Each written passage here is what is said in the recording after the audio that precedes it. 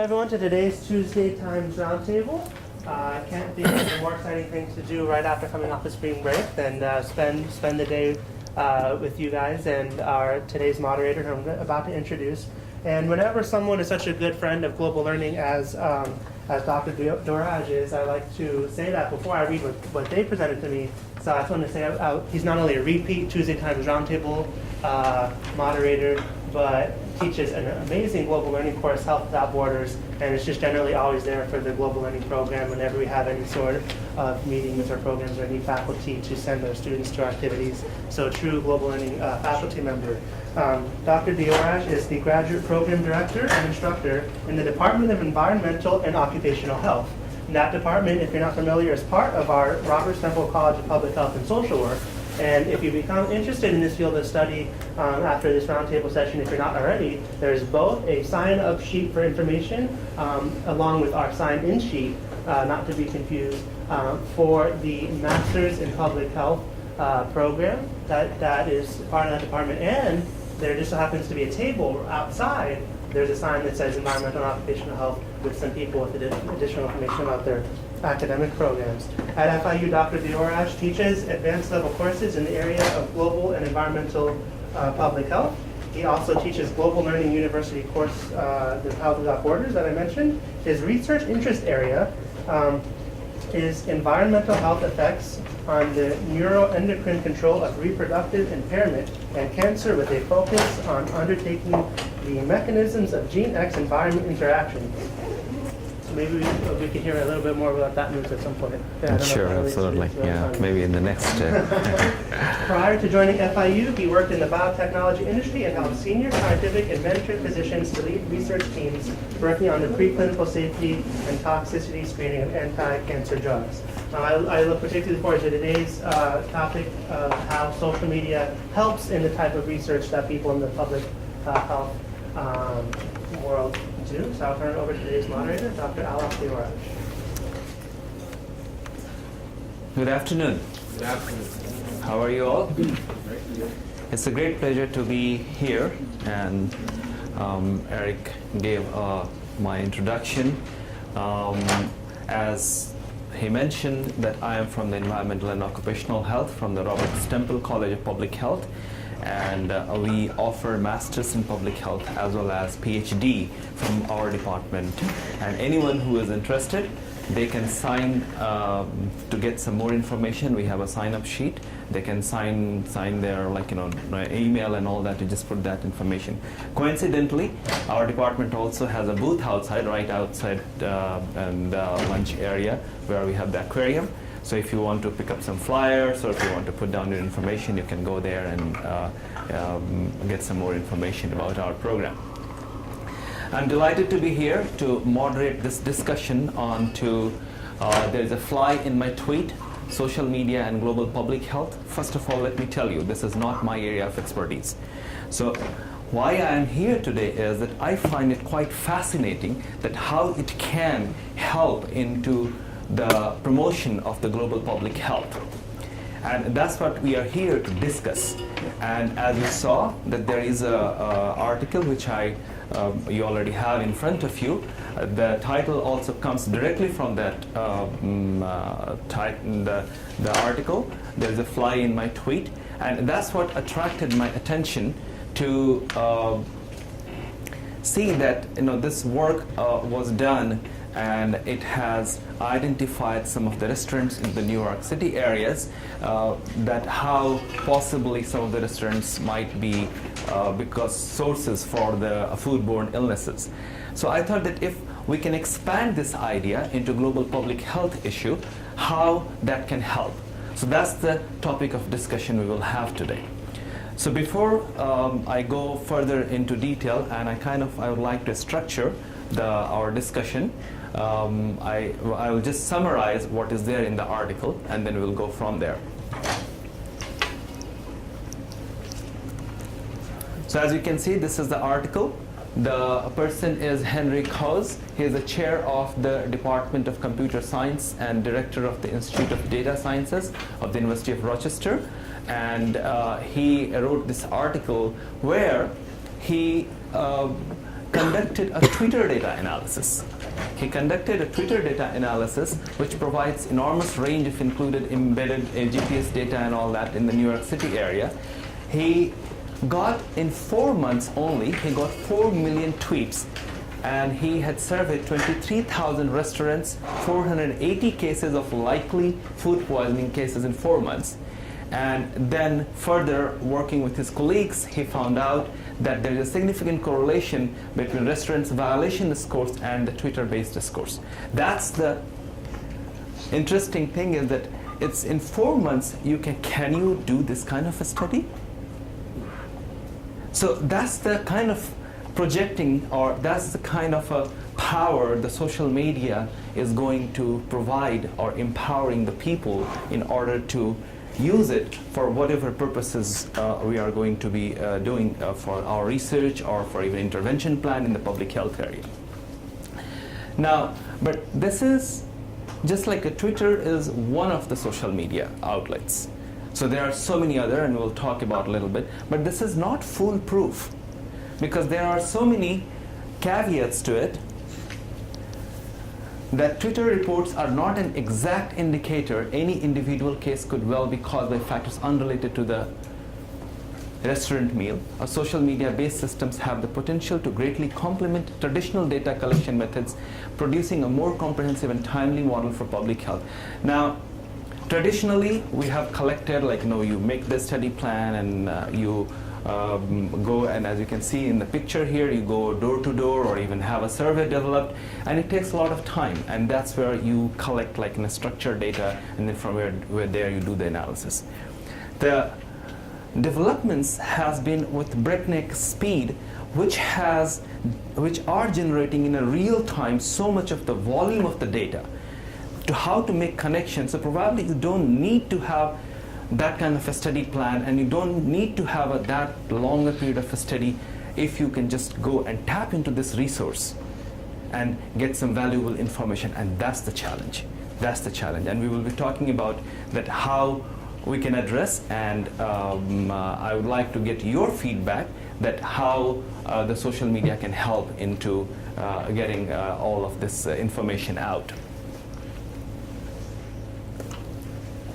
So that's what I was telling, that making sense of social media are data incompleteness and noise, not knowing whether you have all the information and how to sort out what's relevant. Because the social media could be anything, right? It could be anything. It doesn't have to be only health related. It could be anything. And that's the challenge, that how you can make connection, even unrelated data, how you can make a network to make or get some meaningful information out from there. That's the challenge we have.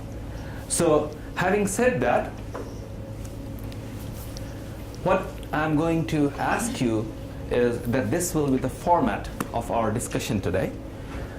As I mentioned, that we are going to be talking about how social media can help into global public health issues. So first I want to learn from you, how much do you know about the global public health? What comes to your mind when I ask you that what is global public health? Yes. Huh? Okay, anybody else? What comes to your mind?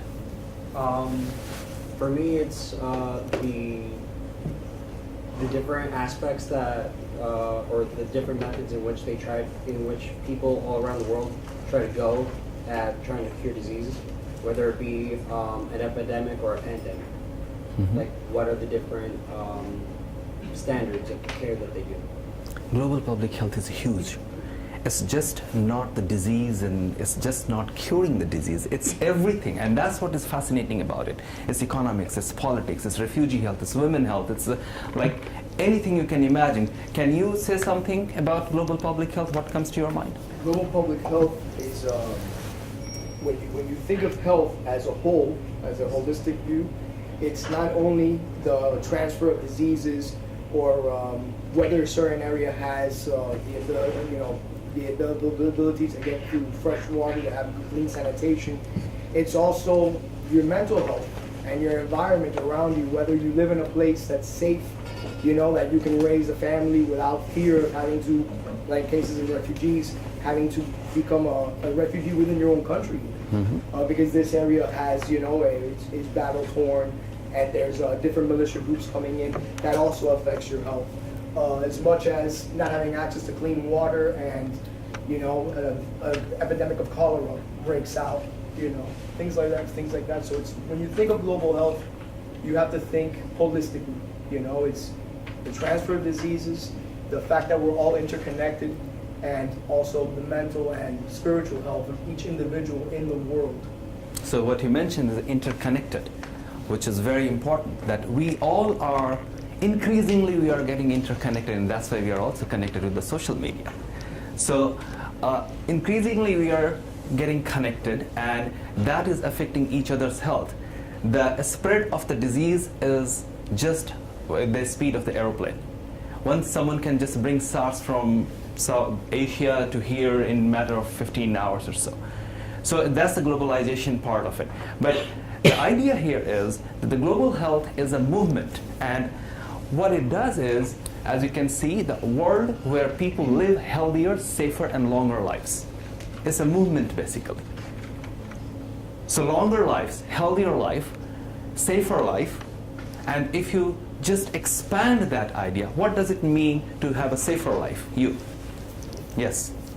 Safer life? I would think a safer life would be a life without worry. I mean, along the lines of global health. And like without the worry of, oh, I'm going to be invaded tomorrow, our country to be invaded tomorrow, do I have to worry about something? The defense of the country, if there's an outbreak or a hurricane or something that's coming to my area, am I going to lose my job tomorrow where I can't support my family? That's extra stress is a health issue. I think being safer is having that security that if something goes wrong, you're going to be, you and your family or whoever you're caring for is going to be okay. Do you agree to that? You. Do you agree to that? Yeah. So I think it's a lot more than that too, but I wouldn't know how to articulate it, but yeah. I think it has to do with knowing the truth too, like what's good for us, what's not good for us, things like that. safer life can also even include that what part of the world you live, what kind of environment do you live, which gender you are, whether you are poverty-stricken, whether you have resources, whether you are an affluent country, whether you're in developed country or developing country. What is your life expectancy? All those things can also determine that, how safe or what kind of environment you live, and from there you can, that's the kind of a movement global public health is trying to do. So longer lives, how important is that in the context of the global public health? You. Well, longer lives are important because with a longer life you are able to help others more and maybe make a difference where you live or maybe beyond where you live. Mm-hmm. So is it important to live longer life, or is it important to live a quality longer life? Yes. Well, that's one of the issues, because it's difficult to define what global health is, because once you start curing communicable diseases, then non-communicable diseases become the issue. The older you get, the more likely it is to get cancer, schizophrenia, other disorders. So it's hard to classify what defines global health, because no matter what, there's going to be some issue. Mm-hmm. Mm-hmm. Anybody else? Christina? No, I actually agree. I feel like there's a transition from, I feel like there's always going to be a problem, but there's more of a transition from just sick care to prevention. But then once you reach an old age, you start developing other problems too. Completely agree with schizophrenia. There's also other mental issues, and you ask yourself, am I going to be living a high quality life at the age of 100? Am I going to be able to walk around, take care of myself, do my own groceries? So just because you're living longer, it doesn't necessarily mean that it's a satisfactory life. So what she just mentioned, prevention. So that's why you have this global public health. Public health is nothing but it's primarily the prevention. Once you know what's the process, why you are getting the disease, why you are getting injured, why you are getting infectious diseases or non-communicable diseases. So once you know that, then you can develop some sort of a prevention plan, and that's where the public health comes in. The public health is primarily is the prevention plan. That's what you ought to develop for the global scale, on the global scale. But again, you have to also remember, this has to be, it doesn't fit, one size doesn't fit all. And that's what makes it much more interesting and very complex. Because all over the world, you have gender issue, you have cultural issue, you have social issue. All those things comes into play when we start to develop any prevention. What kind of resources are available? Are this a poor country or the low income country or the middle income country? So all those things also come into play. But this is a movement, and that's the global public health. Is the vision of the public health is a world where people live healthier, safer, and longer lives. Healthier, you can have, like, in the early prime, you can be healthier, but can you also be, even if you have a life expectancy now in here, you have 70 to 80 years. Now, one of the fastest growing population is 80 plus or 90 plus. But how can we make them live a quality life? That's also a question. So, and that's where all the research and everything is coming, and how to connect and how to make them aware to what kind of a healthy lifestyle and all those things. That's where we will have a social media input as well. So the mission is, as we already discussed, protect and improve health globally through science, policy, partnership, and evidence-based public health research and action. So that's the mission of the global public health. So we have to conduct, we have to find out how things are happening, why there is a problem. The social problem is there, then there are social scientists who are going to take care of it, or they will be developing some sort of prevention plan and all that. If there is a scientific base, how can we generate some good vaccines? How can we have a vaccine for children so that, like, we can decrease the child mortality? How we can have a vaccine for women? How we can provide the primary care at the very, very basic level so that we can curtail the morbidity and mortality into during the childbearing ages. So those kind of things, that's the mission of the global public health. Now,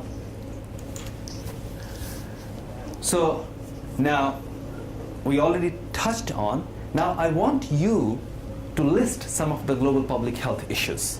You. Yes.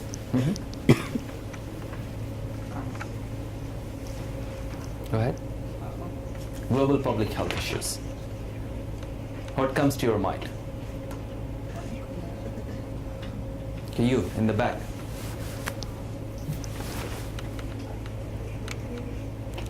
Can you speak a little louder? I'm sorry? Lack of access to vaccinations. Another one? What do you think? Yes. Money. I'm sorry? Money. Okay. What do you think, Mayur? Water sanitation. Water sanitation, okay. Gift? Communicable diseases. You on? I'm thinking more in terms of starvation in many of the countries outside of America, obviously. There's this issue with there's not enough food, and so yeah, we can try to give them, medication, all these preventable tips, but the main thing is that they're hungry first, so starvation comes to mind for me. Okay. Starvation. What about you? What do you think? What comes to mind? An issue would be environment in terms of people living in a sustainable environment. Sustainable environment, correct? What do you think? What can you list some of the global public health issue? What we are facing currently? Okay. You? Symbiotic resistant viruses or sicknesses. Resistant viruses, you mean? Yeah, I mean the ones that are resistant to attack viruses. Okay. Will you? Pollution. Pollution. We got into almost like it's not everywhere, but I mean it could be in the future because there's a lot of cities that are really, really polluted that they have actually taken action to reduce. Like in France, I saw they were actually stopping for like a weekend the cars with the license plates that had even numbers, I think, because the pollution was insane. So it could get serious in many cities. Anybody else? Anything else somebody wants to add? Yes, go ahead.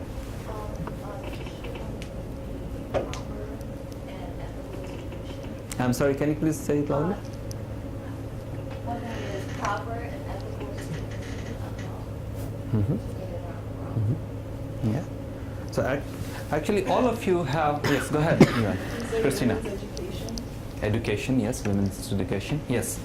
I was thinking something more localized. Like, for example, the other day I looked at it's ammonia and Clorox that create some type of poisonous gas. And these are things that are found in households everywhere. Mm-hmm. These are things that some people don't know.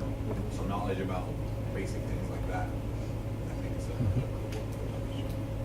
You know, you all have put together a really nice list of it, and what you have to also visualize that it's just not a local problem, it is also a global problem everywhere. You said pollution, you talked about environment, women health, education. So these are actual real global health issues, what people are trying to deal with it. Climate change, part of the climate, like, you know, we have desertification, we are losing our diversity, we emerging infectious diseases, non-communicable diseases, obesity, you just name it. So there are so many problems. But do you think we should be optimistic or pessimistic? Huh? Why do you think you should be optimistic? Yes. It gives more opportunity for research. Okay. Because more, You? more research comes more understanding. I mean, if we're already bad, I mean, we might as well have hope. So, I mean... Okay. You go ahead. We're learning more and more about viruses or about public health things. Okay, so what you're saying is that we are learning more about the causes so that we can develop some sort of a prevention plan, or we can curtail that right in the beginning, right? Why do you think we should be optimistic? Well, because we've shown that we can change in the past. I mean, with the coal and the education, the ozone layer, I believe it's the Montreal protocol that changed to lower emissions, and our ozone layer was able to replenish itself. So that shows that we can make a change to fix a lot of these issues. We just have to be able to get together and do it. Okay, from this side, I want to ask you why we should be pessimistic. Pessimistic? Yes. The case for pessimism? Yes.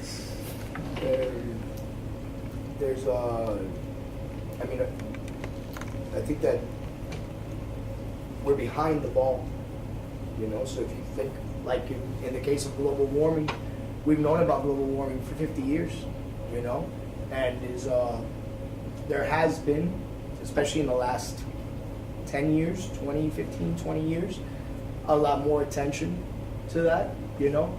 But I mean, you can just drive down your street, and I mean, I live in the Southwest, and not every house has, you know, the recycling bin out in front next to their green trash bin, you know. Some people just haven't even ordered it, you know, and that's just locally. So the case for pessimism, I would say, is that unless people feel the inspiration, feel that it's something that we can actually do something about, you know, then people do less and less. And the less that people do, the more behind the ball we fall, you know, and the same mistakes keep on repeating themselves over and over again. Geneva. I think I'm pessimistic a little bit because it's so interconnected that it's like people only change when it affects them. And that's the problem, because it's not going to affect everybody. And the reality of the situation is that everybody is affected, but they don't realize that until it affects them and their family.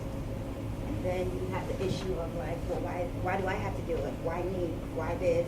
And all these questions. It's like, you know, I'm trying to help you and you're not helping me. Mm-hmm. Mm-hmm. Anything else? Any pessimistic? Okay. Him. I think pessimism might be a more realistic approach, considering that through a pessimistic perspective, you see all the walls in front of you, and I'm kind of bouncing off what you said. And you, since you see, you know, all the problems in front of you, you're able to outweigh the ones that you can, you can take care of. You're certain of, instead of versus an optimistic approach, you're kind of like, I want to say, a little more like winging it. Sanjay, any point for pessimism? I I think in general we cannot eradicate total control, cannot get total control over the diseases, although we can just reduce. So that's why this is kind of human nature. We never get control over anything. Same issue with diseases as well. For certain diseases we control like polio, smallpox. Still we are facing HIV, tuberculosis. This is kind of small. So taking their point of view, what I can say is the risk cannot be eliminated from your life. It will always be there because of the changing environment all the time. Where we used to be in the caves, from there we are sitting into this, air-conditioned and very nice light and all that. But this is also not going to be there tomorrow. This can change. Probably we might be living in the bubbles. So who knows? But the point here, what I'm trying to do is that both sides are there, valid, and it has been there all the time. One side, we see the population is rising. At the same time, we have the realization that we have controlled the population growth. It used to be the fastest growth which has taken place until early 1960s. Now it is 1.2. Now in many places in the world, people are thinking about how to increase the population of some of the countries, because there is nothing there to even provide the social security aspects of that. So then we have a climate change, then we have a water and sanitation problem, the education problem, the gender issues. So many things are there, but there is also hope. So together we have to take both things together to going forward. Now, for your convenience, I also have listed some of the global public health issues. As you can see, prevent new HIV infections globally, reduce morbidity and mortality associated with infectious and communicable diseases, women, children, and refugee health, neglected tropical diseases, controlling, eliminating, or eradicating vaccine-preventable diseases, safe drinking water, reducing the burden of emerging non-communicable diseases, which also includes diabetes, cardiovascular disease. If you pull yourself out from the poverty, and this is the trend what is happening, that if you pull yourself out, because this was their early 1920s, 30s, when Europe was faced with these communicable diseases. Now they came out, now we have in the developed world, we have this non-communicable diseases. So, and it is growing now since Asia and all the other countries where you have much more affluent population, they can afford more, and that's where we have this transition of the disease which is taking place from the communicable diseases to the non-communicable diseases. Now I'm going to tell you another factor. The trend is now that for non-communicable diseases, since we will be living longer, and as you pointed out earlier, the transition is going to be towards the mental health problem. Because we will be living longer, and is it something, do you see it that right now maybe we can say that the mental health problem maybe for the developed countries, is it also going to be there for the other undeveloped or non-developed countries in the long run? So this is where I would like to point out is that the global public health has a duty to educate people what to do next, can become a foundation so that the people don't make that same mistake going forward. Yes, go ahead. I'm curious about the reason you worded that question that way about whether or not the mental health problem will be there in the less developed countries later. So I'm wondering if you mean that as things progress, they will notice the mental health problems already there more than they are now, or if mental health problems themselves are going to become more common because of, so that there already are mental health issues that are not being recognized, or that more mental health problems will occur because of some sort of development? Or Development will also trigger much more, it could be a different set of mental health problem. Because in your life, if this is stress related and those kind of things, so that may be a different set of, and then also the longevity will increase. So that could trigger a different set of mental health problems, whether it was there or not, whether we are able to detect it. Because if you may have heard also that recently they are even trying to rewrite the psychology book. They are talking about that everything has a definition. If you read that, you will see that like you already have a mental health problem. So they are trying to rewrite that maybe those definitions are not right. So those things will happen, but at the same time, here I'm trying to relate it with the longevity issue. The people, if they live longer, how cognitive ability they have, or how much they can be with the knowledge, with the information, they can prevent that thing from happening to them. And then also the affluence and all that, and wherever then the life expectancy is going to increase, which is already increasing, and then you have these kind of different sets of mental health problems might emerge. Okay? So as you can see here, so prevent the increase in mental health issue, and this is where I'm saying that is it possible that maybe we can let people know that if you follow the same path, you may have the similar issues? Because at the moment, the climate change is a big problem, and we know that the greenhouse gases, which is like, all-time high, and it's not that if fossil fuel are being much more produced in China, which will only affect China, it is going to affect the whole world. But since the pace of development is so fast there, and the development is needed in those countries, so is it possible that the developed nations can provide some information, can provide some foundational material or resources so that they don't go through the same path, and they can provide that, okay, this is the technology, take this and use the renewable source of energy rather than using just the fossil fuel. But at the same time, the demand is so much, and if you are like, many of you are in my class, you know that in the last 50 years or so, the population increase and the demand of the energy has increased so much that just we cannot shift right away to the renewable energy, and the demand is soaring. So one has to have all the things together, and all these in turn affect the health. But idea here is bringing you back to the topic is that how we can inform people, how we can let them know that these are the things what can happen, so better be aware about it. So these are some of the environmental sustainability. You may have heard about the Millennium Development Goals, which is expiring in 2015. And now they're already talking about the Sustainable Development Goals, which they are already formulating, because all the Millennium Development Goals, many of them were partially achieved, half achieved, some of them were not even achieved, where the child mortality was to be cut down, women education, primary education had to be increased, all this kind of thing. But at the same time, now the realization that the way we are going, we cannot even sustain the environment. So environment, economics, all these things become much more important going forward from 2015, and what they're calling it as the Sustainable Development Goals. Pharmacovigilance is another one, which also includes not only where the medicines are being produced, how it is being delivered, the vaccines are being produced, and all this, that comes under the broader term of the pharmacovigilance. Now, going to the next topic, unless someone else has anything to add to the global public health issue. Does anyone have anything else to add to the global public health issue? Okay, so we will move to the current use of social media. How many of you have a Facebook account? Lovely, very nice. How many of you have a Twitter account? Great, that's very good.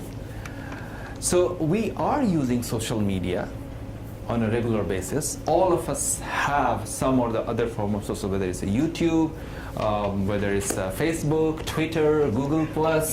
Now we have a WhatsApp too, right? So it has been there for quite some time, and then especially in some other countries, it's there already. So social media is feeding in information and the live stream, and we are using it. And we are using it, but it seems like that the health sector, whether it's a global health or the public health in general, has been a little late in the game. Can you give me an example why I'm saying this thing? Health sector is late into the game of using social media. Do you agree to that? Well, it seems like from the articles that they're definitely starting to do it, but perhaps not to the extent. And for the length of time, businesses have been catering ads to what you post for a lot longer and with a lot more money, of course, behind it. The moment you put something you want to buy in Amazon, what happens? It pops out all the things what you may be buying, right? The moment you put something in Google, it comes out what you are going to search for. The moment you type anything to search, the information just comes out. But that leverage the health sector hasn't taken yet. And that's where the social media has a role to, or social media would be probably, or how we have lots of data. We have lots of data, but the idea here would be how we can get those information out. And the marketing purposes, for the business purposes, people are already using it. They're promoting it everywhere. They're promoting it everywhere. Wherever you go, everywhere you see the Twitter sign and all that. You saw my first slide that, so many of them. So we are a little bit behind, but still there is a lot of potential. So let's see. So what is social media? It is the forms of electronic communication as websites for social networking and microblogging through which users create online communities to share information, ideas, personal messages, and other content as videos, as well as videos. But not all the time you are putting some health information, right? Only when you write, oh, I'm not feeling well. What did you do? Did you go to some restaurant last night? Or you went to a bar or something, those kind. And yes, now people have live streaming from the bar. Oh, it was such a nice, and you just put the picture and it's there, a status report all the time, right? So the idea here would be is that social media is creating this kind of a, okay, here. I have this. What is happening is, they will have to be clean a little later. So see here. So this is the information just pouring. And I want to ask you is, John is sick, and that information is there. How are you going to find it? I'm sorry? You'd have to go through it all. Okay. Now if I say that John is sick, information is there on the yellow tab. Right? So that will reduce the numbers. Then I say that on the yellow tab, you have one blue mark on there. So then it will even further narrow it down. So that's how we have to build the information, how we can pull the information out. And we do it on a regular basis. We put the keywords, right? And this, the whole, I have a data, like how much data is out there. And then from there, we have to pick that one information out so that I can cater to Anirudh or somebody else who has some problem or who has some issue. And this social media has provided that kind of empowerment that we don't have to go through via media. We don't have to go through some authority. It has given you an independence to seek the solution directly rather than somebody is filtering your information going to the place where you can get the resources or get help from. Whether it was a Sandy storm, whether it was Katrina, it was at that time, it was not there, but Sandy storm is which hit New York in 2012, right? In 2012, that's when the Sandy storm hit. That they call it the perfect storm of social media. Haiti flood, that was the time everyone had the cell phone. They could text it that I need help. So that's the power of empowerment to an individual. And you see from Ukraine to Syria, from everywhere, people are bypassing everything to seeking the solution. And that's the thing what social media is empowering you, to seek information in a right way. But as a professional, in order to be much more prepared that this thing do not happen, we have to do this. We have to structure this data. Maybe yellow one separate, the white one separate, purple one separate, and then maybe you can have some sort of a structured plan. Okay?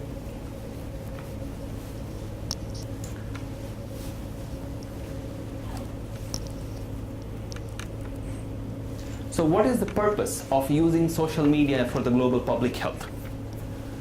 We are going to be using for discover information and news, promote publications and events, raise awareness, stimulate and discuss, monitor issues and competitors, and this is what we just talked about. That we need to provide information, or the information has to be presented onto these social media places where people can get, and we do that. The moment if anything unusual happens, or anything you want to know, what do you do now? nowadays. Just go to the computer, put it in the Google, see what information you are getting. So now, from where you are getting the information, whether it's an authentic place or not, and that's where responsibility of the social media also comes, that we can provide some authentic information. So why use social media for global public health? People use it to discover the information and news, promote publication and events, raise awareness, stimulate and discuss, monitor issues and competitors. Competitors like where I can get a better health care, where I can get a better doctor. You go and see the reviews, ratings, right? That has even given you much more empowerment as well. Whether this professor teaches well or not. Rate my professor, right? So to provide users with access to credible, science-based health information when, where, and how you want it. A variety of social media tools are used to reinforce and personalize messages, reach new audiences, and build a communication infrastructure based on open information exchange. And this has real good power. I don't know how many of you or what you do. I just read the headline of any news and I just go directly to the comments. Because the headline is doctored most of the time. So if you read, of course, there will be so many nasty things underneath, but you also do see, and that's the thing, like there will be so many noise here, but you have to pick what is right or what is good for you or what is going to make some value to you. So this is the definition from CDC: to provide users with access to credible, science-based health information when, where, and how you want it. Even if you're working into Sahara or wherever you are working into Egypt, or so you fell sick, you want to get some information, you want to get some doctor, you have a dental problem, you go look for a dentist. So all this information is being provided, is being uploaded, is being liked, right? So then you can go and look for it. So I want you to think in terms of just not the social media to hangout places, but in this class or in this discussion, focus your attention towards that we are only focusing to the global public health issues. And then in that terms, in that perspective, think about the social media. So this is the one thing, that what is the power of the global media? It's social media. It has been estimated that it would take 38 years for radio to disseminate a message to 50 million people. 13 years for television, 4 years for the internet, 3 years for the iPod, and less than 3 months for Facebook. Is that a measure? Because how many Facebook users are there in the world at the moment? It's close to, I guess, Eric, you may have this information, it's close to about 1 billion now. Yeah, 500 million was, I think, last year, but now after buying the WhatsApp, that's their target, that they want to reach out to another 500 million people. So 1.5 billion people is more than China or more than India population.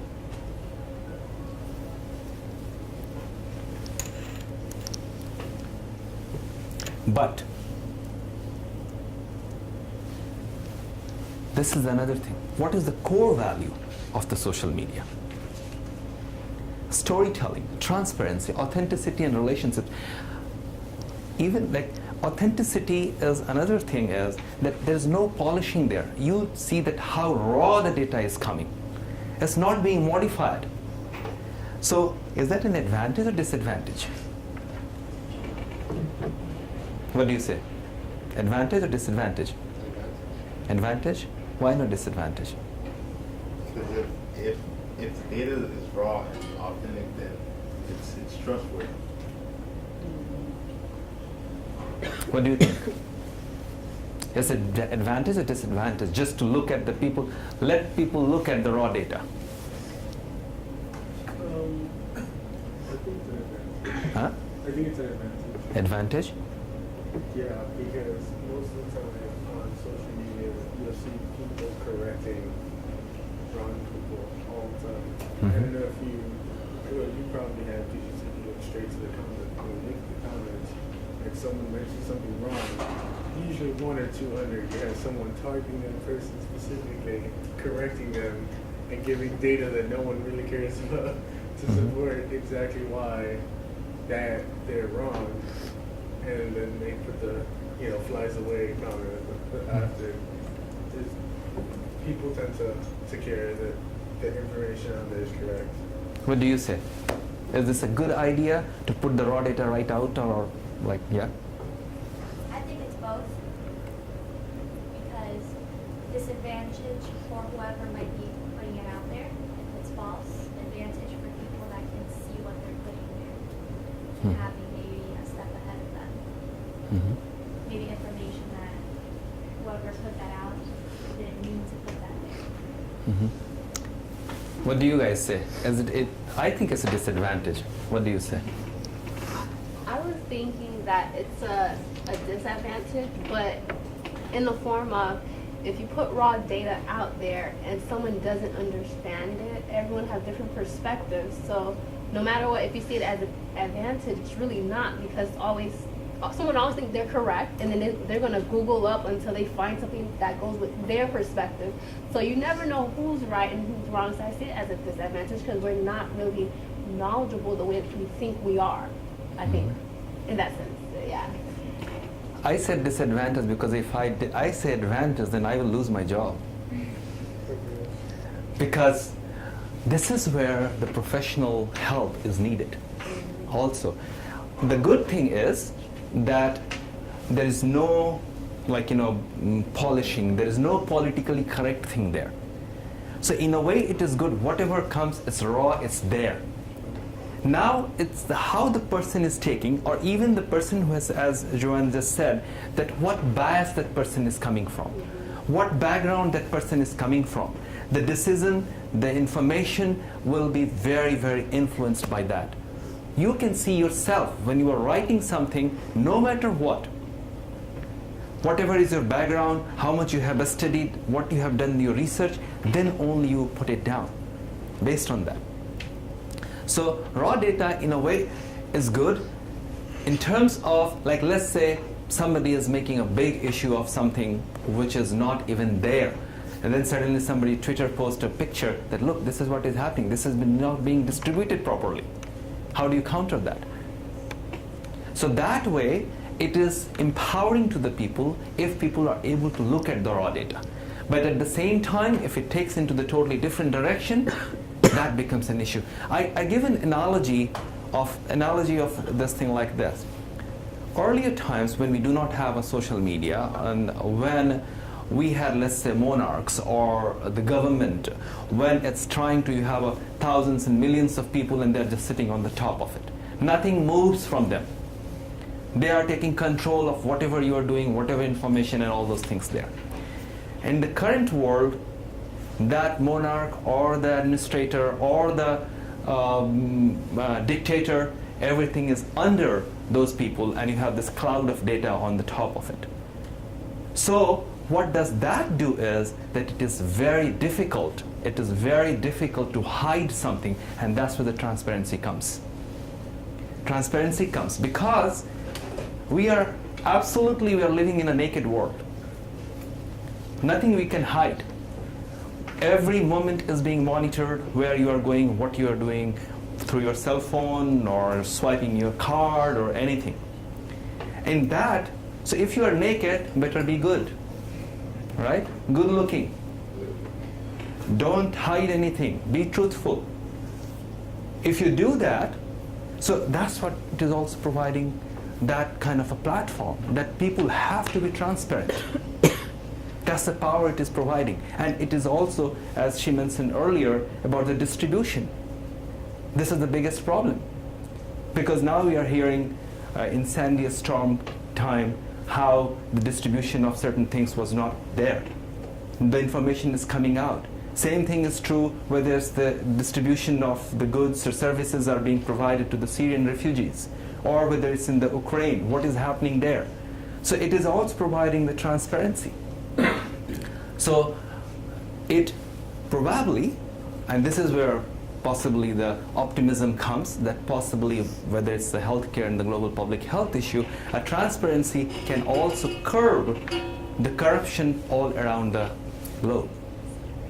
The more it becomes transparent, the more it becomes easier, and the more people can seek their needs, like whatever their need is, and they can seek for their resources.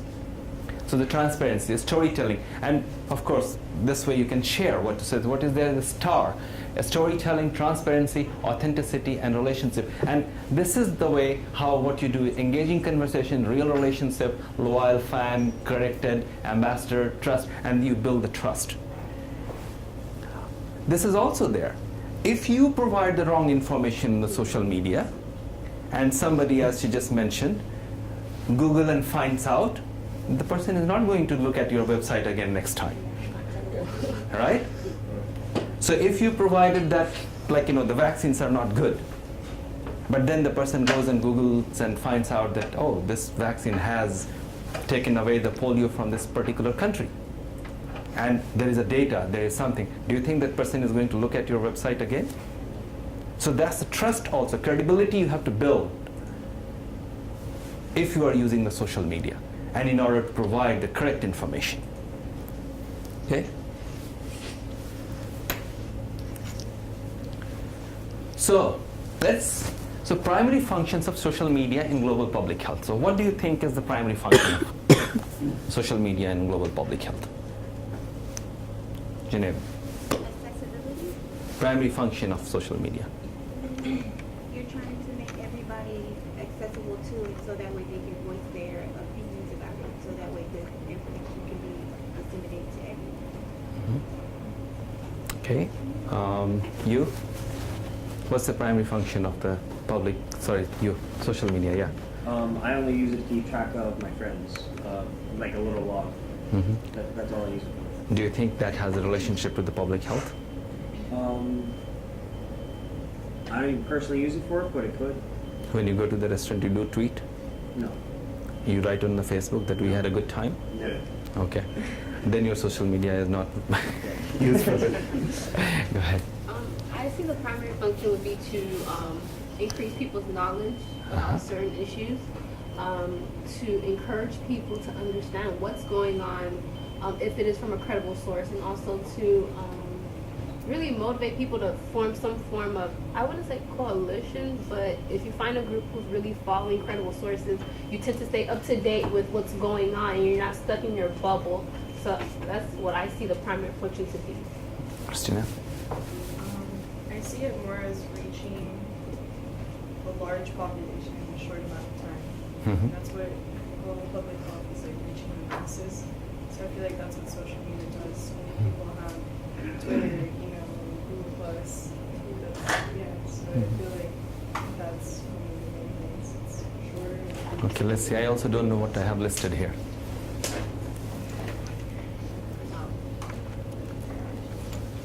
So that's the primary function of the social media. This may not be all. There could be some other functions as well. But knowledge production, that's what you do. Representation, then you represent certain cause or something which you want to highlight. And reception, like, you receive the information as well. And that's the purpose of the social media. This here, the rectangle, generational differences, as you can see, that I can't read it very well, but here, like a different age group, who is reaching out to get the information for what?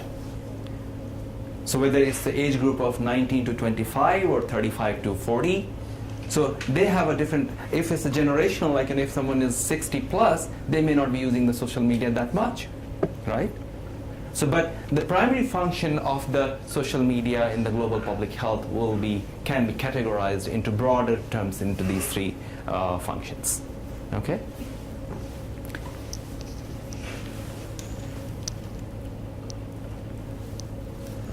Skip this one. All right.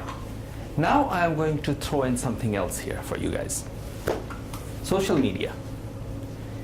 Social media, as I mentioned, that it is just not the health aspect of it.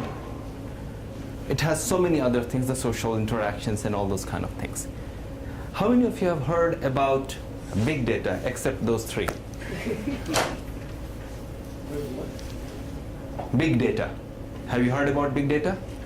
Yes, Eric, you go ahead.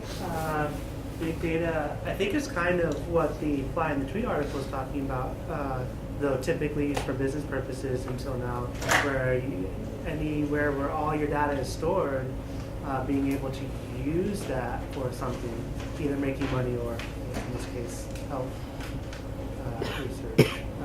But it could be, Facebook is big data now. They have all this information about it. Okay. Anybody else? Big data? Have you heard about big data? This is a fashionable word at the moment. It's a buzzword, the big data. The reason is that the big data, as I just sprinkled all this thing here, and I have a definition as well. What does the big data do is that for the company purposes, for genetic network purposes, for chemical and gene interactions and all those kind of things, what you do is that you have a structured data which has been kept at different places. Now, then we have the social media coming around. So the idea here would be the social media, how they can talk to those structured data. So you have one sort which is unstructured data, another is the structured data. And now this is where you have to make the connections. And together they form this what is called the big data. So this concept which I want to bring it to you is that the future is going to be when social media and big data has to talk together in order to for benefit for the global public health. Because there's so much of data out there. There's so much of data out there, and then how we can make connections, that's the challenge all of us have. So, and as you can see, there are four V's here. What they call it is the velocity, volume, variety, and veracity. The volume, there is so much of the, just imagine, I think I have a next slide, whether how much data is being streamed every second, every minute, and it's all floating around. So the volume is humongous. It goes into, if you know, bytes, kilobytes, megabytes, terabytes. Now they're talking about the zettabytes and the yo-yo bytes and those kind of things.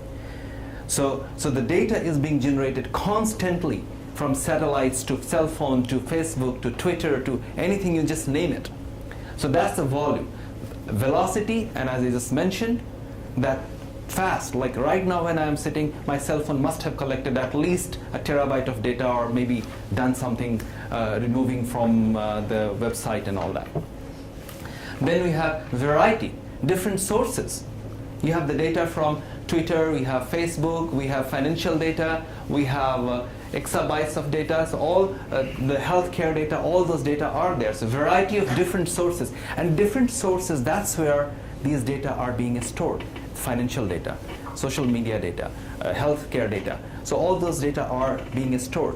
But then veracity, also it comes with uncertainty. We don't know how true is that data. So that's together, that forms the big data. And now the big challenge is how we can make sense out of it. And this is just an example. Big data is the digital convergence of a structured data found inside databases, unstructured data flowing from new sources like social media, mobile devices, sensors, RFID, smart meters, and financial systems. Now, even all of you must have seen the pedometer and all that. So you can even transmit directly your health data to the doctors to get information for personalized care and all that. But that data is also being streamed out. So what is happening now is that with the marriage of big data and social media, now people have realized that there is so much of data. It's not a question of move from output. So we are trying to move from output. Like we have so much of data, but what is going to happen? The sheer number of articles about an issue to outcomes in terms of commitment to investment and other worthwhile things, like how we can engage, how we can make a change, how we can make a difference once we know that, okay, this data is there, how we can make connection and then go and provide the resources, provide money, provide healthcare, those kind of things. So that's where the shift is. The data is there, now how we can make changes, how we can make the difference from there. So that's the drive at the moment. So when we have big data, when we have social media, so what should be the goals? What can we do? We can use this marriage to identify trends in the health of an individual of a specific population, and each term, trends in the health, whether it's a disease progression, where it is spreading, how it is spreading, who is getting affected, then an individual of a specific population, whether it's in Kenya, whether it's in Congo, whether it's in India, whether it's in China, whether it's a particular ethnicity, whether it's a gender, whether it's an age group. So all those information can be filtered out from there. So identify trends in the health of an individual of a specific population to do what? So that we can develop some sort of prevention plan, so that we can develop some vaccine, so that one can develop some sort of a drug to treat that disease. Prevent diseases and organize health promotion activities. You want to educate people about that, okay, this lifestyle is not good. Don't smoke. Don't be alcoholic. So you want to promote those things. So to do that, you can, because with the big data, you can show that if you do that, your gene and environment interaction is such that you are going to die tomorrow, right? So then prevent that. Don't be alcoholic or don't smoke, so those kind of things. Determine and improve quality of research. Because this is like a snowball sampling. Even if you have few information, and then with the social media and big data, you make connections, and then the data gets bigger and bigger, bigger and bigger. And then you have to make connections from there to get some right information. Okay? Any questions so far? Yeah? Okay, I'll just quickly do that. So we are on the last. So basically now we are going to how we can or what we can do. So basically, so when you have all this information, you have to identify the target. Who do you want to create this data for? The information what you're going to put into the social media, who is going to be the receptor, who is going to be receiving this data. So that information you must have. Global public health professionals, physicians or general audience, who is going to be, what background that person has, cultural or social or ethnicity, location, where it is going to. So those kind of information you must have in order to go forward. So this is what you do. Functions of a social media creating funnel. You first listen. You have created something or you heard from social media. You listen, then you develop a content, develop a landing page where you're posting all this. Then you post content, listen to response. If response adequate, then participate. And when participating, then you advocate that this is right, this is not wrong. And we see it all around. It is happening. But how authentic, how credible, that's where you need to pitch in. Okay? So to summarize this thing, so social media allows more people to take part in the discussion and share knowledge, creates cognitive and real surpluses that can free up our resources to deal with essential needs. This is very important because there is no going behind the back or anything like that. You are reaching directly to the person. You are reaching directly to where there is a need. It's not that you have found the solution and taking it to that person. You understood the need of that person and then created a solution for that person. That's the social media can do. The solution one can design with your own whims and own ideas, but it is the need which is determining the solution. It is not the solution which is going to be creating a need. Okay? And this is another thing. The better communication in many parts of the world is still lacking. Better allocation of the resources are not there. Need to promote wellness and prevent illness is not there. Need to make patients intelligent moderators of their own health by supporting healthful living through lifestyle education, preventive health care, access to basic necessities. This is also important. People won't be able to use the social media unless they have their basic necessities met. Okay?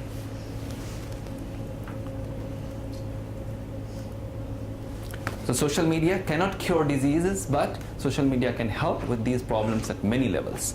Individual can benefit from better access to health, knowledge, and better community coordination. For solving civic needs, public health professionals can become better practitioners by accessing the latest evidence and conferring with experts around the world, and healthcare systems data can be recorded and communicated in real time. I'll stop here. Any question? Here? Because my idea here was just for you to understand the scope of the social media and how you can participate and make it much more better, or how one can engage, or what are the advantages, disadvantages. So those are the kind of things. That was my whole purpose of moderation of this discussion. Well, thank you, Dr. Deoraj, for moderating today. I appreciate it.